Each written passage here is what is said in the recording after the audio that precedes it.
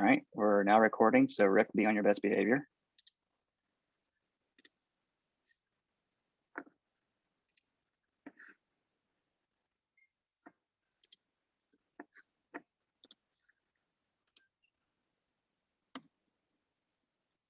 All right, let's start off with our April events. So the next thing coming up in just a couple of days will be our mini clinic with Emily Naff. She will be speaking to us at 7 p.m. via Zoom and talking about color theory and theoretical/technical camera. And then next week on Tuesday the 13th, again at 7 p.m., we'll have our next monthly session of the photography basics with Gail Stoner. And this month's topic is going to be good versus great images. Registration is required unless you had previously registered, in which case you're registered for every one of the events that goes through August. But also as members, just know that if you can't make it, don't worry. We record each one of those sessions and we'll make the video available to all of the members, including those that have, whether you registered for the class or not, you'll have access to that link. That's just one of the benefits that you get of being a member of the Brentwood Photography Group. All right, the next thing on the list for the month will be the photo of the month. This month's categories are smiles, unique, and open. So submissions will open on April the 19th and will run through the 23rd and close at 4 p.m. on the 23rd. So just make a note of that. I put a timestamp on the end so that we're not getting anything late that day. That way I can kind of wrap things up and get us ready for voting, which will start on the 26th and run through the 30th. Just a little note here, March winners, if you did not upload your pictures yet, don't worry, we've got you covered. We've got a process in place now to eliminate that extra step that we required from you in the past. So no worries there. And actually, I should have had this one moved up a little bit, but for the photo of the month, but the outing would actually be the next thing that's on the list from you from a chronological order is on the 17th at 1 p.m. We are doing a outing to Falls Mill, which is near Manchester. And this is confirmed. So I think we may have sent out a previous communication that said that that was tentative, but we are definitely doing that now. So watch very soon for additional details. And of course, get ready to submit your hold harmless agreements if you're planning on attending that. And then the just the last thing, all month long, we're continuing with an open theme for the gallery wall. I know we've got several new members, so I want to take a moment to talk about a couple of these things to kind of help you understand what it is I'm talking about. The gallery wall and the photo of the month, they're very similar in that they typically have some sort of a theme associated with them, although I say with the gallery wall, we're doing an open theme. But photo of the month is it's a competition where we submit images and we vote on our favorite ones within each category. The gallery wall is something that we started last year as an opportunity for us to be able to submit images in a non-competitive way. So there's no voting process associated with the gallery wall. It's just a simple way for you to share 2 or 3 images and to kind of give us an idea of maybe what's interesting to you right now, or maybe a project that you're working on, or just whatever you feel like sharing. It could be something current, or it could be something from your archives. We just want to make sure that we give people an opportunity to share things, again, in a non-competitive environment, unlike the photo of the month, which is judged. So that's it for the April events.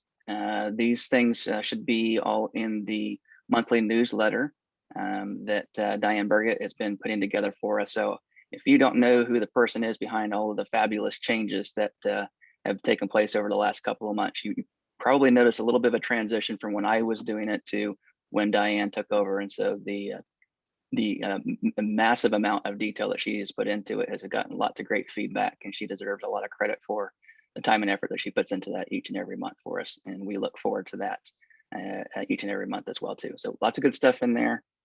And if I'll put a plug in there as well too, if you have things that you would like to submit to help build that newsletter, you can contact Diane at secretary@brentwoodphotographygroup.org, and we'll have that email available to you as well, and additional communications. All right, let's move on to the President's Cup update. So one of the things I want to do here, again, several new members in our club now. So wanted to take just a moment to talk about what it is. And I'm going to put this link that's here on the screen. I'll put it in the chat window in a little bit so you can visit this to get additional details. But just a quick summary. The President's Cup is a program that really encourages our members to participate in the group in a variety of ways. One of the ways that you can earn points is just what I was just talking about with the photo of the month and the gallery wall. You can earn points by participating in either one of those programs. You can also earn points by participating in outings. You can also earn points by participating in our exhibits when we have those. So we offer a variety of opportunities for you to earn points towards what normally would be like an end of the year program for us, whether we do that in person or last year we did it virtually. We like to recognize the members that are participating pretty frequently in those programs or within the President's Cup program. And by doing that, we have two different groups of people that we recognize. The first group is what we consider quote unquote new members. And so these would be members that have joined since the first of last year. So that's it's a little bit longer than a year now, but those people fall into our new member category. And then we have what we call our legacy members. And so those are people that have been members with us prior to January of last year. So we give you an opportunity to earn points, and then those points are accumulated throughout the year and eventually accumulate towards the end of the year, where we award certificates and or certain gift cards that you can utilize and spend at your local place of business or leisure. So again, I'm going to put this link in the chat window so you'll have that. It'll also be in further communications as well too, but you can go and view that. You can see just more detail about what I just shared with you, but wanted to just create an awareness for all of our members that are new to the group, and maybe even a reminder some of you that have been with the group for a little while. So with that, figure we go ahead and do a President's Cup standings update. So in our new members category, you see we've got a couple people that I think have just joined within the last month and a half, leading there at the top. Deborah and Gary Poole have just joined the group and are already participating pretty actively, along with Elizabeth and Walter. And then over in our legacy members, Lois Frost is out to an early lead, and quickly followed by Phyllis Tatum and Betty Cowart and Kevin Graham. So that's where we stand today. But just the disclaimer at the bottom here that this does not include the points that were earned from the March outing or the Williamson County Library exhibit. So we still have to get those, but we'll continue to provide you periodic updates so you can see how things are tracking.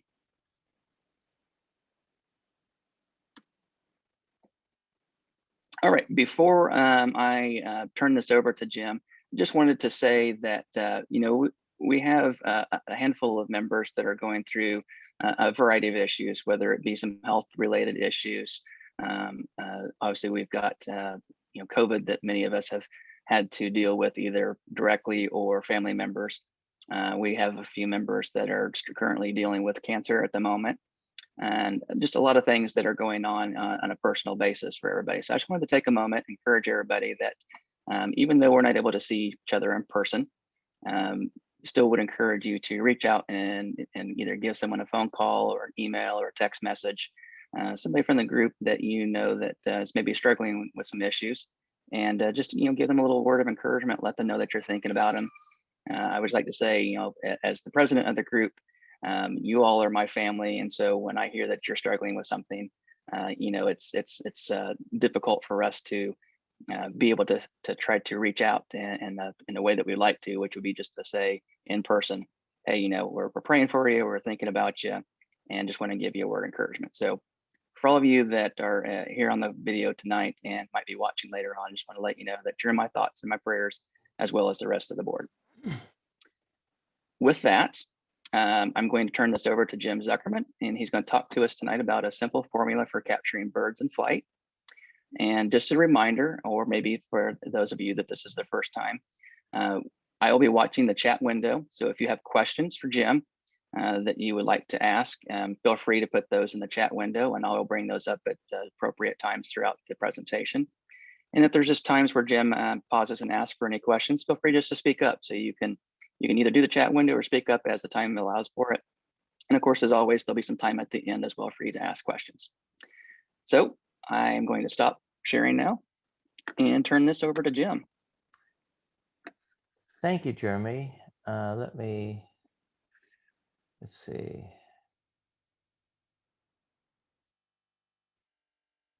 Here we go. Okay, thank you again, and thanks for inviting me to speak. This particular subject for many, many years was frustrating to me because back in the film days, I was shooting with a medium format Mamiya RZ67, which was manual focus, manual exposure, manual film advance. And try photographing birds in flight with a camera like that. It's not easy. And so all the years I tried, maybe I have 2 or 3 or 4 pictures that are decent. But as soon as I went digital in 2005, and of course, as time has gone on, the technology has gotten better and better. It's a lot easier than it used to be. So I'm going to show you a few pictures first, just to show you what's possible, and then I will talk about my camera settings and some other things that I think will be of interest to you. Many of you probably already know that I lead photography tours and workshops all over the place. Not so much in the last year, of course, but that's what I've done for many, many years. And one of the workshops I do is to photograph snowy owls, which is about an hour north of Toronto in Canada. And one of the things that you have to first deal with is, where do you find birds? You can always put a feeder out in your backyard and many will come. But there are somewhere around 10,000 species of birds in the world, and there are congregations of birds, places where they gather. Some are migrating routes, nesting sites, all kinds of situations where if you do research, you can find where these birds can be photographed. So this is one of my favorite snowy owl pictures. And of course, when the bird is flying right at you, that's the most difficult in terms of focus. But recently, like the Canon R5 and Sony's top 2 cameras, I think Nikon's coming out with one that'll match them. The autofocus sophistication is remarkable. This is a black-collared hawk. One of the trips I do is to the Pantanal region in Brazil. The real highlight there is jaguars in the wild, but there are so many beautiful birds that we can photograph. In the last trip, I counted 51 species of birds that we shot. And this is a black-collared hawk diving for a fish. The most famous bird in Africa among photographers is the lilac-breasted roller. Just a spectacularly beautiful bird. And with the Mamiya film camera, I tried many trips to Africa. I could never get one shot that was in focus, but now I can. Also in the Pantanal, hyacinth macaws returning to their nest. Notice this is not quite eye level, but close. And that's because behind one of the lodges that I use, they built a 3-story spiral staircase out of steel. And it just, you climb 3 stories and you've got a platform there to photograph birds. It's pretty cool. This is the ringed kingfisher, dove for a fish in Brazil. And of course, the roseate spoonbill, photographed this in Tampa Bay down in Florida in sunset lighting. These are Japanese cranes doing a mating dance on the island of Hokkaido in Japan in the dead of winter. also a Japanese crane, flying straight at the camera, and this is uncropped. This is a full frame shot. You can see that I got really lucky. Those wingtips are just inside the frame. A Jabiru stork, also from Brazil, coming into roost at sunset. And another shot of a black-collared hawk. You can see he's got a fish in his talons. In this particular case, we bait the birds with fish. I mean, they're there at the river's edge fishing, but we throw a fish in for them, and that way we can focus right on the fish. So because they're flying fast, and it's tough to keep them in focus, but if you know where they're going to be, then you've got half a chance. And I was very surprised I captured this because I didn't think I had. These guys are so fast. It's a resplendent quetzal I photographed in Costa Rica. He's got a little avocado in his mouth. This is significantly cropped, and I used Topaz Gigapixel to enlarge it and work with the noise. But the end result was not bad. And this was in Costa Rica, a keel-billed toucan in flight.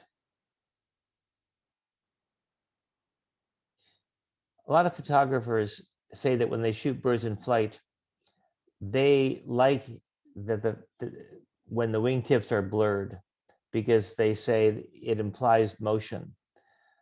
I'm of the opposite point of view. I like when everything is sharp.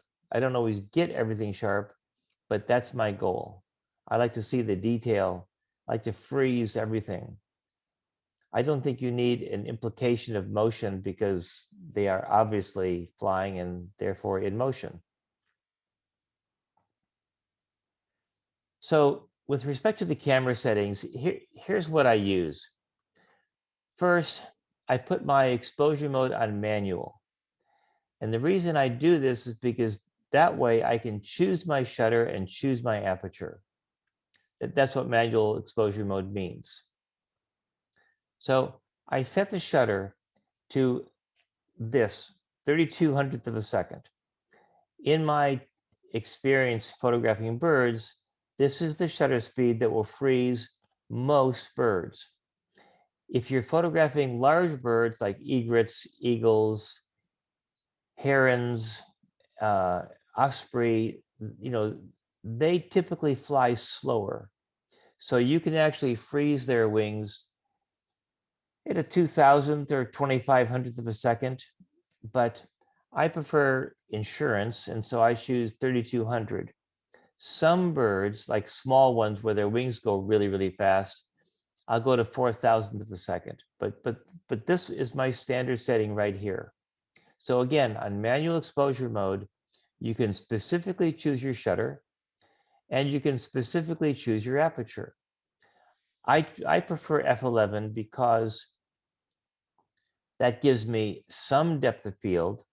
Birds do have depth after all, but it's not, I've not reduced the light so much that I have to go really, really high on the ISO. Sometimes you have to, but so f11 is my standard aperture for birds in flight. If it's really dark, I may have to open up. If it's really bright, then I have the luxury of closing down to f16 perhaps. And then I set my ISO to auto. So what the auto ISO does is determine the correct exposure. When you use auto ISO, what you're really saying is I will accept whatever ISO setting the camera gives me. And that depends upon, of course, the light and your aperture and your shutter. What I do not do is set a limit. Some photographers will say, well, I don't want my ISO going above, let's say, 4000. Well, the problem is if the ISO needs to go higher because it's dark, then your pictures are going to be underexposed. So, and I'm going to show you some pictures coming up where you can go to, previously inconceivable heights in ISO settings with, and then but then you have to deal with the noise, and I'll talk about that too. So the basic 4 settings is manual exposure mode, shutter 3200, aperture f11, and auto ISO with no limit set. To deal with the noise, I have found that Topaz Denoise is superb. There's 2 programs I use. This is one of them, and the other is Neat Image software. I used Neat Image for several years, and then Topaz came out with the AI version, and that's great. It's just great. So if you do have noise, one of those 2 programs is the best case scenario in dealing with it. So look at this picture. This is another snowy owl. This was in the winter, obviously, in Canada, which is quite a bit north. And so in the winter, it gets dark early. So my photography tour group and I were shooting late in the day, about 4 in the afternoon, and it was getting pretty murky in terms of the light, the level of light.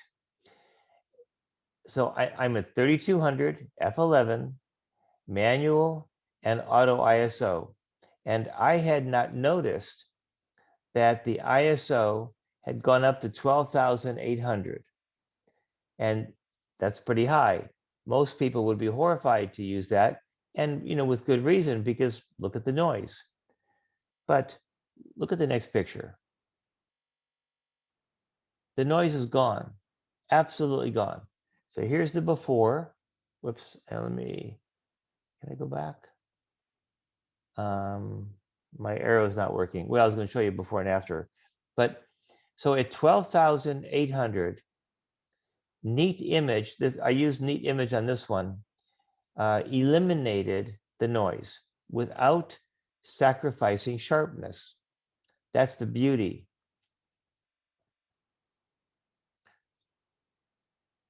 Oh, okay. So there's the noise again, and there it's gone. So here's another picture. This is a female honey creeper I captured in Costa Rica. It was very dark, huge noise. In fact, so right, what you're seeing right now is full frame. In the lower left, you can see a little platform there, and we put fruit there, and the birds would come in, the fruit eaters would come in and eat the fruit. So this little guy came in, and again, they're flying very fast, and I just caught him at the bottom of the frame. I didn't want to include the fruit anyway. Here is a cropped version of it. Now, that's giant noise because I took this at 25,600 ISO because number one, it was very dark. Number two, I wanted my shutter speed to be fast enough to freeze the wings. You can see the wingtips are not blurred. And number three, I wanted my f11 so that the beak and the tail and everything between is sharp. So the next picture shows this same shot after I applied Neat Image, Topaz Denoise AI. Look at that. It's astonishing.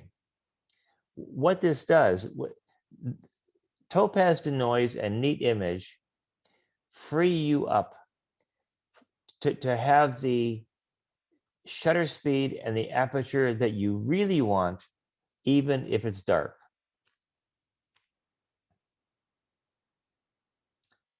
Focus point selection. When I'm shooting birds in flight, this is the array that I use. Your camera may have a little different focus point system there, but I choose a center cluster. In this case, 9 points. Sometimes you can do 15 points. this is my standard focus array for most birds in flight. If I'm going to be shooting birds against the sky, then I will choose all the focus points, because sometimes birds fly so fast that you know, you're lucky just to keep it in the frame. Some birds are like bullets, and it's tough. But so what you're seeing here is my standard focus point array option. And I use autofocus tracking, or AI servo. Some cameras call it continuous focus. You have to have that. The new Canon R5, and I don't know about the Sony, but they have um, uh, options where you can choose like an animal's eye or a person's eye, and the camera will actually lock onto the eye and stay there. So that's pretty remarkable. And of course, you have to use the fastest frame rate on your camera, and that's a big deal. On maybe my second Pantanel trip, I had a client from Denmark, and he had the 1DX, the original Canon 1DX camera. It had 12 frames a second. And at the time, this was, I don't know, 2014, I think. At the time, I was shooting the Canon 5D Mark III, and it had 6 frames a second. Now, you would think if a camera can take 6 pictures in a second, you're going to get every nuance that you'll ever want, but not true.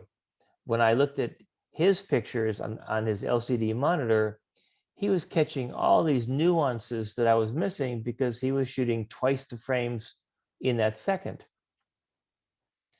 So as soon as the 1DX Mark II came out, I bought it, and that had 14 frames a second.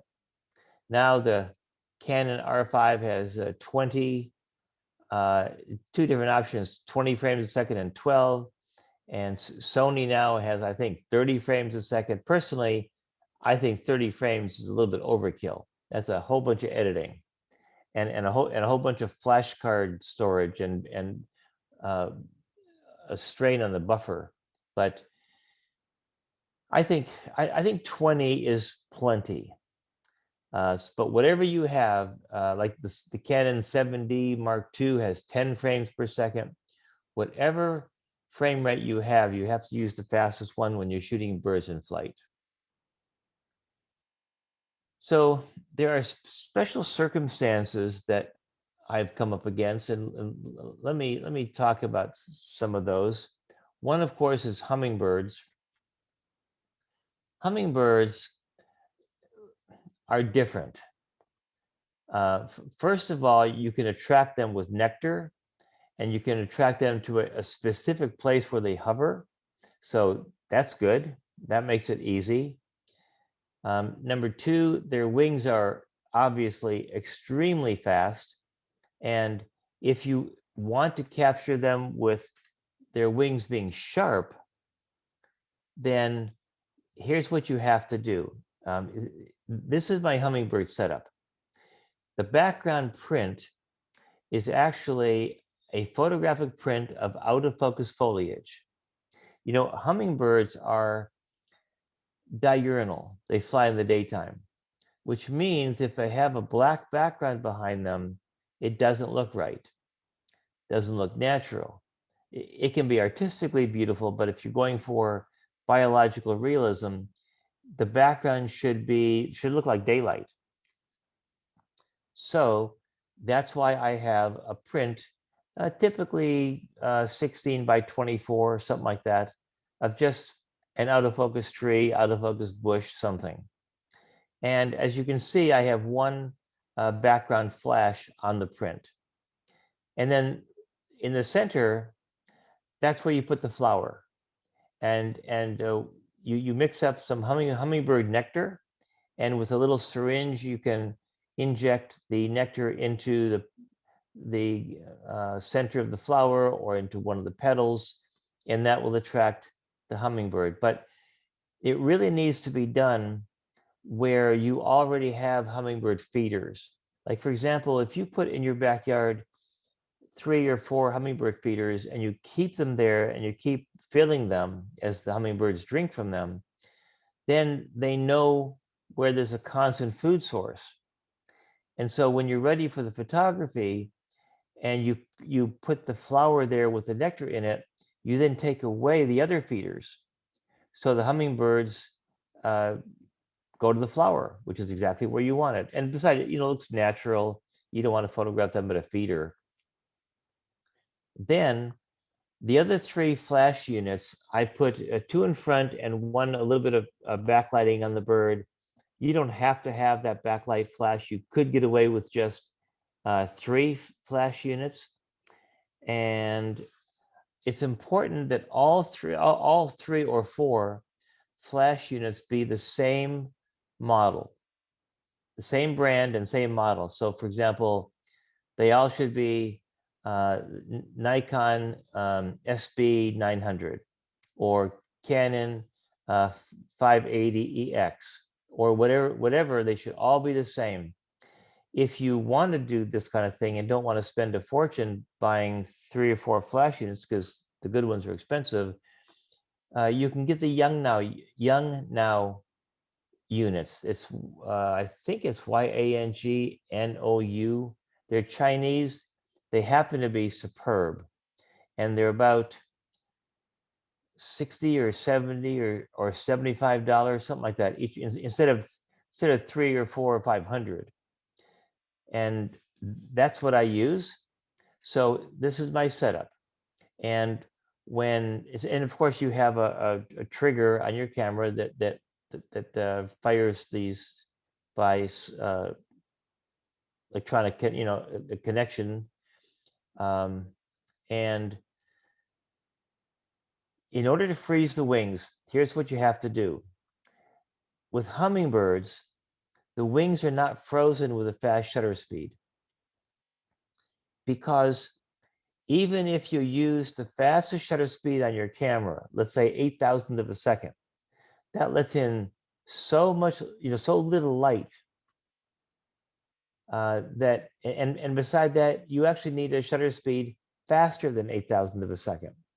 So what you do is you turn the power down on the flash units to 1/16th power. The amount of light coming from the flash is varied not by brightness or dimness, but by the flash duration. In other words, the precise amount of time the bulb inside the flash unit is on during the shot. So if you don't turn the power down at all, it's full power. If you turn it down by 1/2, then you have half power.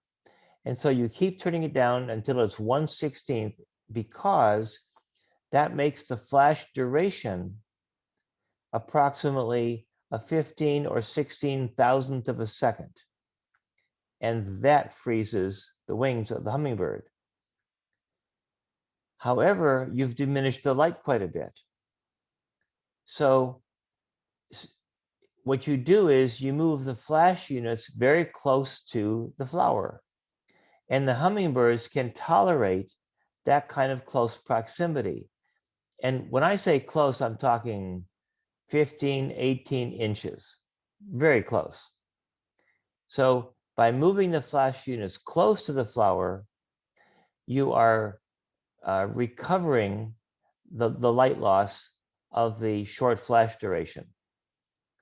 Then you have a proper exposure. And my typical settings for hummingbird photography is f14, f16.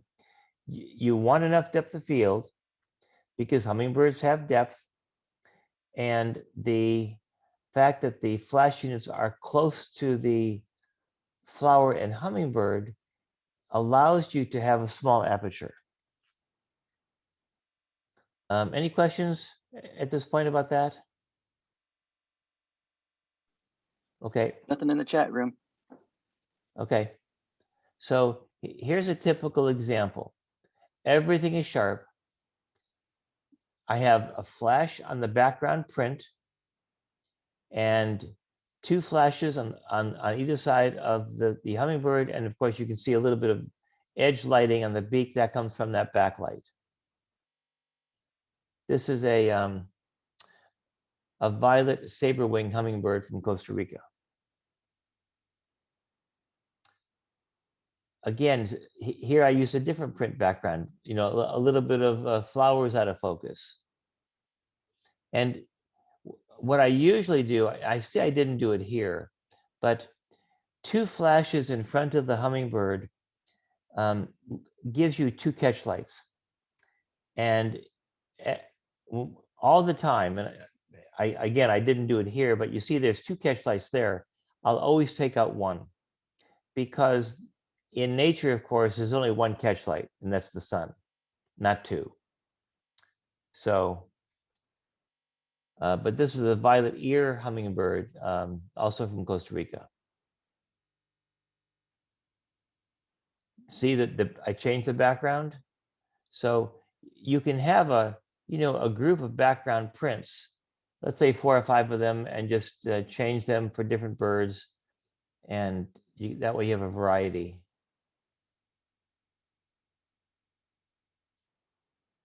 This is a white-throated Jacobin hummingbird, also from Costa Rica. See, there's just 1 catch light there because I took out the other one. Notice how the wings are sharp? Just for a variation, actually, I can see I should have darkened the background on the left here. There's a right where the tail is a dark line that should not be there. But I put the flash, in this case, behind the flower to get the backlighting, just as a variation. So another thing you can do that's very, very interesting is use electronics at night. This is perhaps the most unique bird in flight picture I've ever taken. It's a common poorwill. And what's happening here is he's coming in to drink on the wing in the Sonoran Desert of Arizona, where it's very dark, very dry in the middle of summer. And so it's an artificial pond. And I'll show you a drawing of the setup I had in just a minute. But I actually went there to photograph bats. I do a workshop at this place, and it's just amazing what you capture. But before the bats came in, this bird came in one time, and he broke a beam, and he tripped the flash, and you can even see the venation in the lining of his mouth. Common poorwill. I had 2 flashes, one on either side of the pond. And the pond was probably about, maybe 18 feet long and maybe 6 feet wide. So not big. Here are the bats that came in. Now, this is a 15-second exposure. And during the 15 seconds, 2 different bats came through and broke the beam. By the way, I forgot to mention on the hummingbird pictures, one of the remarkable advantages of turning the power down is not just for the short flash duration, but when you turn the power down to a 16th, the recycle time is almost immediate. So, in normal flash photography, you take a picture and the thyristor and the flash has to recharge. And if the batteries are fresh and you shoot full power, maybe it's a second or second and a half with fresh batteries. But with the 1/16th power, you can continually shoot, like shoot with your shutter finger, and the flash just recycles immediately because you've used so little power. So anyway, these are 2 bats that broke the beam within 15 seconds. Here again, different shot, reflecting in the water of the pond. You can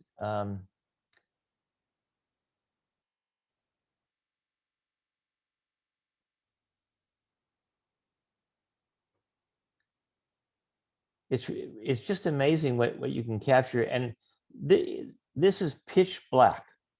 You cannot see. These bats were actually photographed in Costa Rica. We did the same thing. We set up a beam right in front of the flower, put some nectar in there, and the bats came in. This was in the jungle of Costa Rica. It was really remarkable. They were flying all over the place, and because of their sonar, they don't crash into us.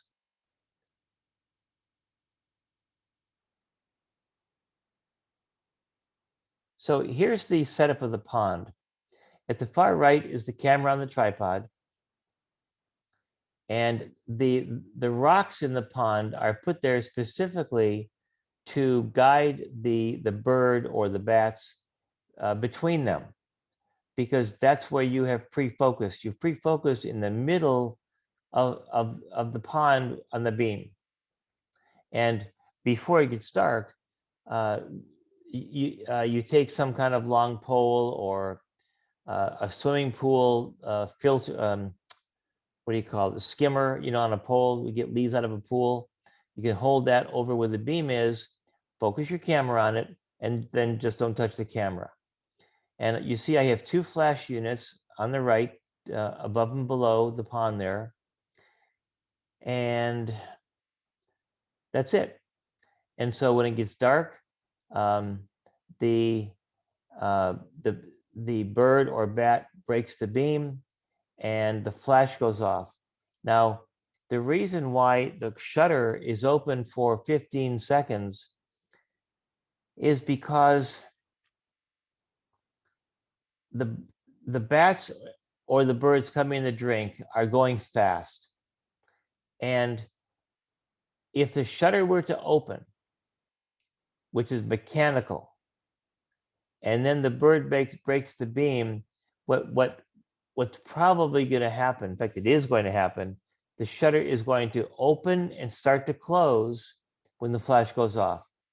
So half of the frame will be dark, black. So you don't want the mechanics of the camera causing a delay, even though it's milliseconds. So with the shutter open, then the camera is out of the equation. And so when the bird or bat breaks the beam, the flashes go off, and the electronics are much faster than the mechanics of the camera, and that's how you get the picture. If the bat or bird flies away from the camera, then you get a tail shot. And of course, that's not what you want. So you hope they come toward the camera, and sometimes they do, and sometimes they don't. So here's a shot at the same facility where we put the beam right in front of a nest of a screech owl. The owner of the property that I pay to organize all of this for the workshop, he built a box out of wood with a hole in it, just the right size for the screech owl, and they built a nest in it. And they'd come and go, and we put a beam right in front, and the owl broke the beam. So let me address depth of field for a minute. It's kind of an interesting, this particular picture, or I should say the next one, caused me to rethink my depth of field at the time. These are Jabiru storks in the Pantanal, and you can see little green birds down below. Well, those are monk parakeets. And the monk parakeets use the stork's nests to build or to use for their own nests. And the monk parakeets are green. They're just beautiful. The wingtips are kind of a royal blue. And I really wanted to get a picture of them in flight. But the problem was they are so fast. Once they leave the nest, forget about just keeping them in the frame, forgetting about focus. And when they'd come back to the nest, sometimes they would hover for a very brief moment. So like At the left part of the nest there, you see a little bird there.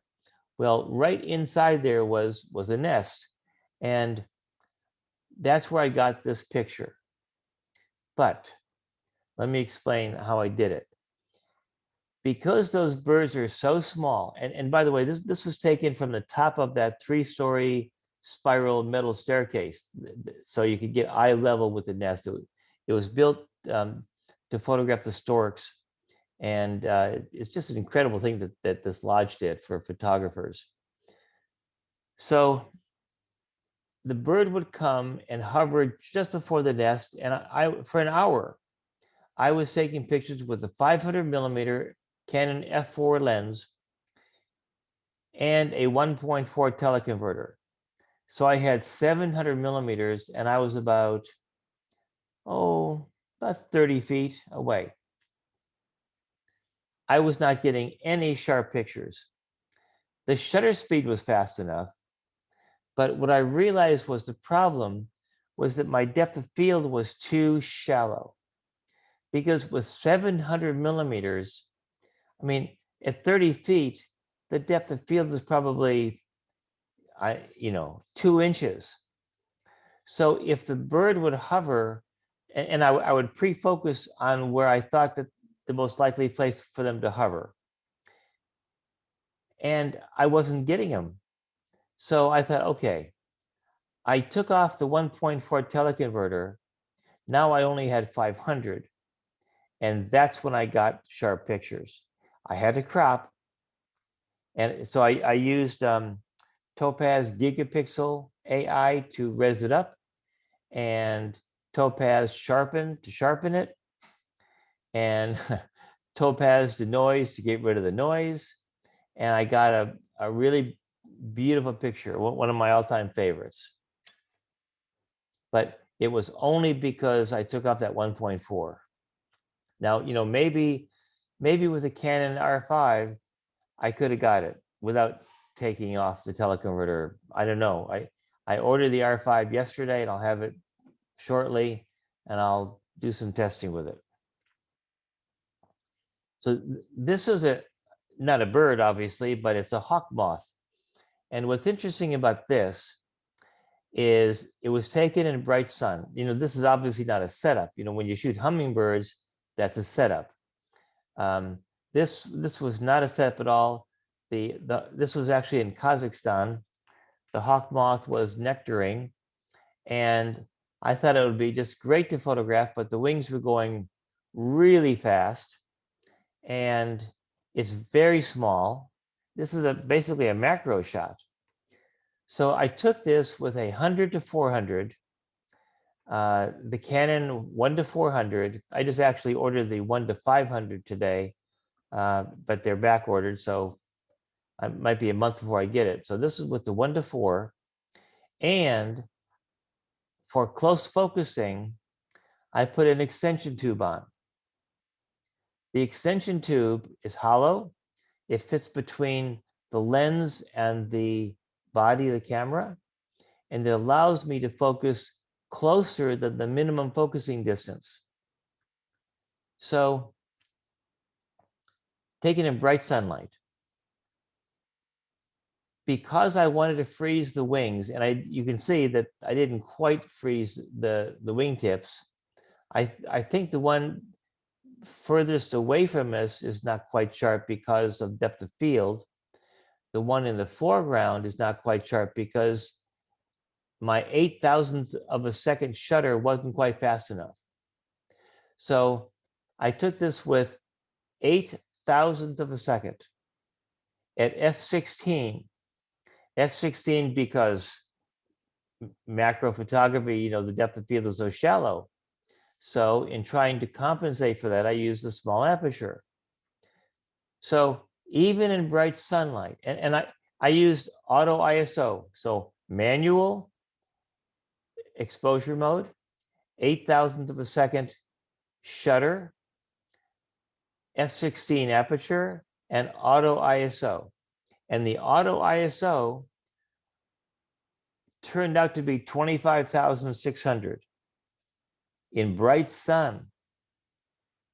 But look at the background, there is zero noise because I use Topaz Denoise. So again, the ability now to get rid of noise and the improvement in the way our camera, the newer cameras handle noise, just is such a freeing experience, because now you can have your cake and eat it too. You can have your fast shutter, small aperture, and by the time you're done post-processing, no noise. So let me talk about changing the background for a minute. I've been inspired by the paintings of John J. Audubon. Audubon, of course, was a painter, and the Audubon Society was named after him.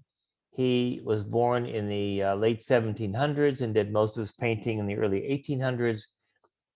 So this is one of his paintings, and notice that in photography terms, he has complete depth of field. When you shoot birds, 99.9% of the time, it's a telephoto lens. And a telephoto lens means the background is not going to be sharp. It'll be in various states of blur. But Audubon's paintings show environment. Here's another one, Rosie Spoonbill. And the background is obviously not photographic. It does look like a painting, but I just love the concept. So I started doing that with my photographs. Look at a great blue heron taken with a long lens, but look at the background. Everything is sharp. And I think that's a really compelling way to present birds. Look at original. I actually photographed this in the Pantanal from a moving boat as the bird was flying in the opposite direction. It's a ringed kingfisher. I love the tail flared out, but the white sky background is, kind of, it degrades the image. Yeah, it's a great bird in flight shot, but look at the difference. That's a picture. But notice that the sky is sharp. You're never going to have that with a 500 millimeter or 400 or 300. But by compositing pictures, you can do it. So here's another example. This is a rufescent tiger heron. What a difference. So look at this one.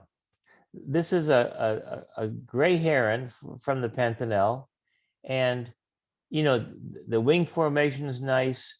The elongation of the bird is nice, but the background, it's ridiculous. You're not going to get a worse background. But look at what I did to it. Also notice there's a little branch in front of it. Look. Now you have a sense of environment. Everything is sharp with a complete depth of field. And now there's nothing distracting or visually annoying. This was a river scene from the Pantanal, very close to where I shot the bird. But also notice that the bird was shot with a telephoto, and the river was shot with a wide angle. So it's an interesting combination of different focal lengths. Here's the original. This is an Agami heron. Really beautiful bird there that I really wanted to get a picture of. But again, the background is annoying, visually annoying. You can say, well, that's his environment. Yeah, it is. But artistically, it's just not, it's not going to win any accolades in a camera club. But that is different. This is 3 pictures put together: the tree, the bird, and the background. Now you have a compelling image. Everything is sharp, and the background shows the environment. Another composite. This is a capped, C-A-P-P-E-D heron. And I combined it with a foggy background, and I lowered the contrast on the bird to match. I even took the time to cut out those 2 trailing feathers that come from the back of the neck. And again, you have a beautiful environment and a beautiful bird, instead of only a beautiful bird with a bad background.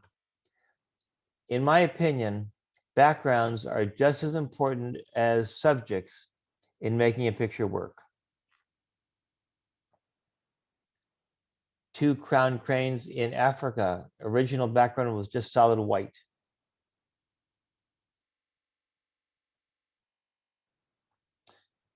Look at this shot. This is that lilac-breasted roller, and you can see that the background is a wide angle. Was taken with the wide angle, either a 16 millimeter or 24, but probably 16. And the bird I purposely placed really close in the foreground, as if it was a wide angle lens. But you know, and I know, there's no way you're going to be standing there or shooting from a Land Rover, because this is Kenya, Masai Mara. You're not going to be sitting or standing there with a wide angle lens, and a beautiful bird is just going to fly right in front of your camera, and you just happen to have f/32. Ain't going to happen. But you can make it look like a wide angle shot with Photoshop.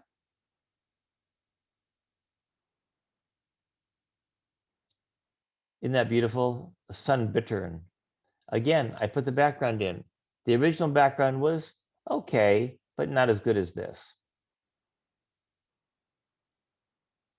And a snowy owl again, with a background of the area where we go to photograph the owls. But again, you have a great sense of environment. Another snowy owl, and again, notice how the clouds are sharp. In the original picture, it was taken with my 100 to 400, probably 2, 3, 350 millimeter in that range. And the sky never would have been sharp. Same thing here. And Hinga, also from the Pantanal. See, look at here. Here's the original shot of an osprey. I took this here in Tennessee just about 4 or 5 weeks ago, and look what I did with it. Just like Audubon would have painted.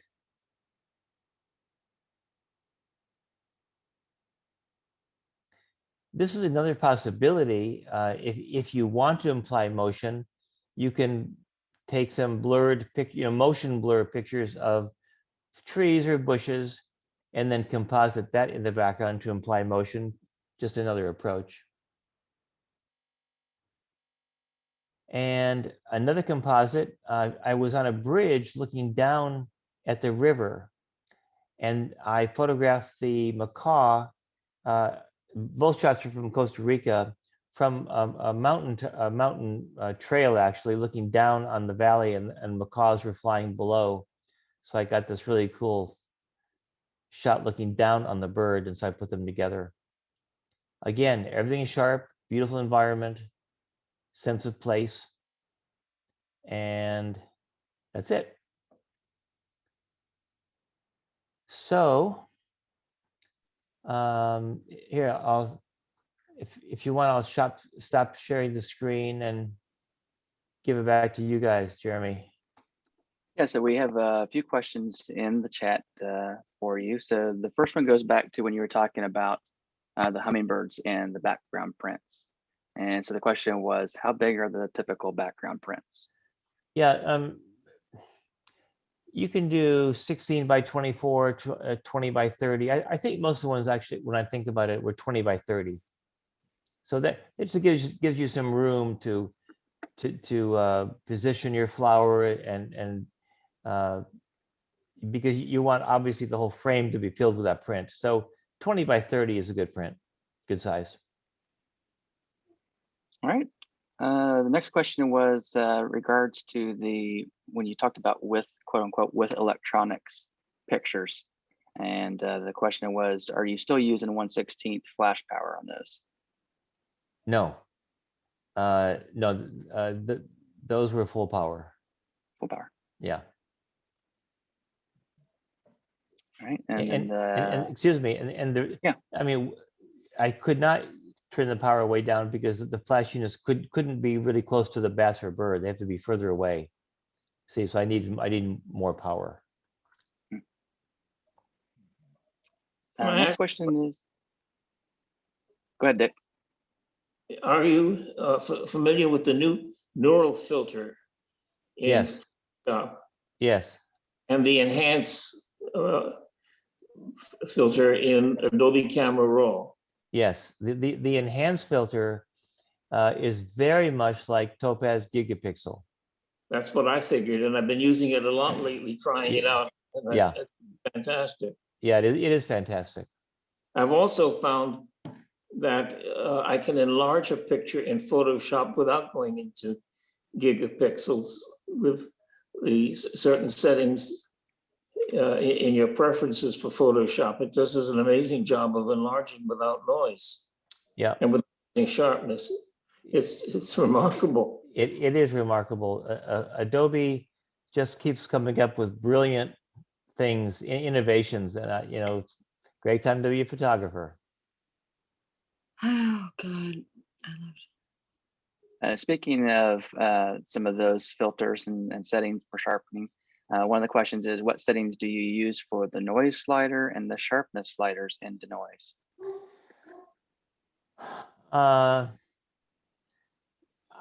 I just play. I try this, I try that. I don't have any set percentages or numbers. Different pictures require different amounts of adjustment. So again, it's just trial and error. All right, next question. How do you set your metering? Full frame, center weighted, etc.? Oh, good question. Canon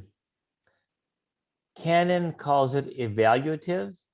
Nikon calls it matrix. Don't know what Sony calls it.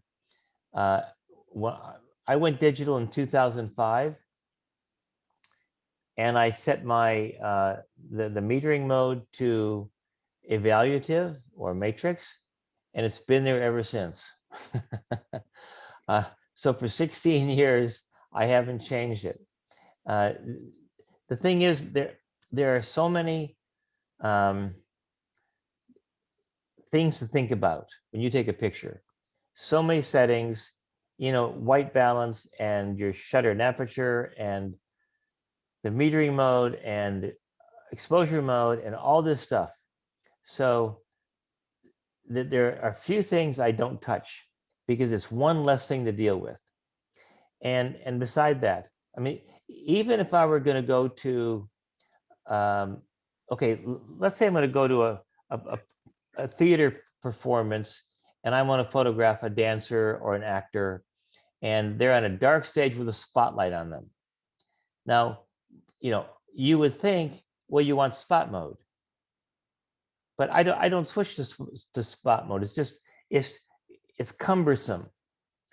So what I do is I'll take a picture, look at the LCD, and if it's too light or too dark, I use my exposure compensation. So it's the exposure compensation that gives me the flexibility of going up or down on the exposure, and I use that instead of the changing the exposure mode. Makes sense. Good tip. Question about what device are you using for your light beam trigger?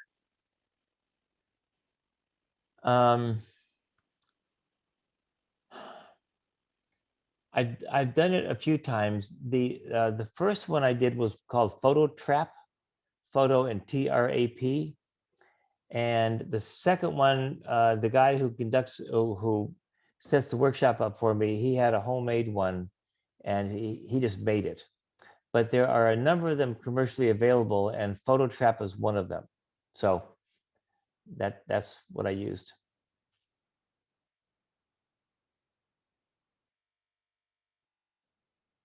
I lost your That was it for audio. the questions Oh. in the chat. So if you have any additional questions, feel free to either ask them out loud now or put them in the chat.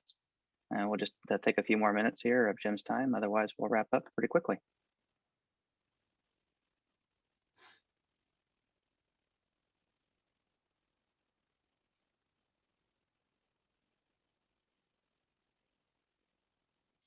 All right, I think we probably have exhausted the list of questions. So I'll just wrap things up and say, Jim, thank you so much for your time. You have many wonderful bird pictures. I'm jealous of all the places you've got to go to take those pictures as well too. So Thank you. we really appreciate your time and your just the detail that you've put into this presentation and helping to educate our group. Well, you're very welcome. Thanks for inviting me. It's been a pleasure. And just any of you who do not subscribe to my free monthly e-magazine, it's available with a link on the homepage of my website, jimzuckerman.com. It has articles every month about photography and Photoshop, and it's free. I like the price.